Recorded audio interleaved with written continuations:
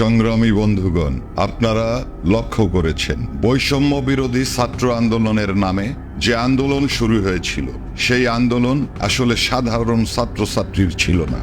একটি ষড়যন্ত্রের অংশ হিসাবে বাংলাদেশের সেনাবাহিনীর একটি অংশের সহযোগিতায় দেশরত্ন শেখ হাসিনাকে দেশ ছাড়তে বাধ্য করা হয়েছে।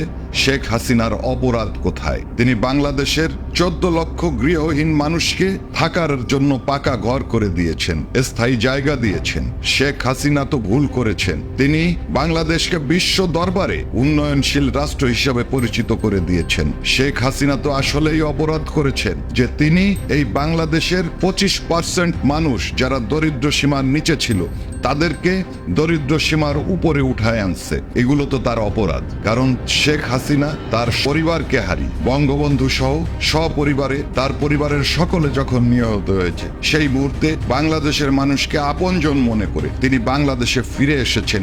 বাংলাদেশের মানুষের ভাগ্য উন্নয়নের জন্য সর্বোচ্চ চেষ্টা করেছেন, এটাই তার অপরাধ। আজকে আমি বাংলাদেশের সাধারণ মানুষকে একটা কথা বলতে চাই, আপনারা আপনাদের বিবেকের মুখোমুখি হন। শেখ হাসিনা যদি এই দেশের উন্নয়ন করে থাকে, তাহলে শেখ হাসিনাকে সসম্মানে দেশে ফিরিয়ে আনার জন্য আপনারা অন্তপক্ষে আপনাদের বাড়িতে বসে আপনারা শপথ গ্রহণ করুন। ওই বাড়ির কয়জন থেকেই শপথ গ্রহণ শুরু হোক, এবং সেই শপথের গুণে আমরা অবশ্যই দ্রুত শেখ হাসিনাকে সসম্মানে দেশে ফিরিয়ে আনবো ইনশাল্লাহ। বাংলাদেশ আওয়ামী লীগ 5 তারিখের পরে আবারও যখন ঘুরে দাঁড়িয়েছে, শেখ হাসিনাকে বল প্রয়োগে বিদেশে যেতে বাধ্য করার প্রতিবাদে বাংলাদেশের বিভিন্ন জেলায়, বিভিন্ন উপজেলায় যে প্রতিবাদ মুখর হয়েছে, সেই খবরগুলো আজকে আমাদের মিডিয়ায় আসছে না।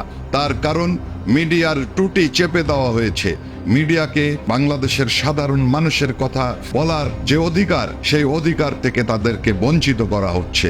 আর আসলে ওনারা কি অধিকার দেবেন? ওনাদের স্বরাষ্ট্রমন্ত্রী মুখ ফসকে বলে ফেলছেন যে বেশি মানুষ মারা গেছে 7.62 অস্ত্রের মাধ্যমে, সেইগুলি সাধারণ মানুষের কাছে থাকে না, সেইগুলি ব্যবহার করে ন্যাটো, সেইগুলি ব্যবহার করে জঙ্গিরা। সেই পদে সাখাওয়াত থাকতে পারে নাই। তা বাংলাদেশের মানুষের অধিকার বা এই সরকারের কাছে আমরা কি আশা করতে পারি?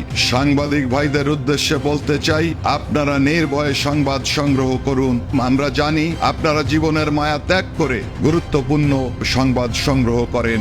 আজকে যে সংবাদ আপনার মিডিয়া দিতে পারছে না, আগামী দিনে সেই সংবাদটা আমরা মিডিয়াতে দেব। আপনাদের সাথে আমরা আছি। বাংলাদেশের সাধারণ মানুষকে কেউ কোনোদিন দবায় রাখতে পারে নাই, এখনো পারবে না। জয় বাংলা, জয় বঙ্গবন্ধু।